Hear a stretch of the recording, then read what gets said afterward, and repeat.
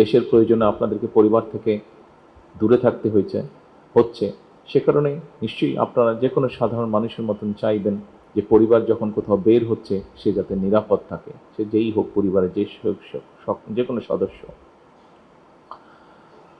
আমরা চেষ্টা করছি, আপনি একজন সৈনিক সহ দেশের যে কোনো সাধারণ মানুষ, যেভাবে আমরা দেশকে আমাদের কল্পনায় দেখি, সরকার চেষ্টা করছে পর্যায়ক্রমিকভাবে ধীরে ধীরে সেই দেশটাকে সেইভাবে গড়ে তোলার জন্য।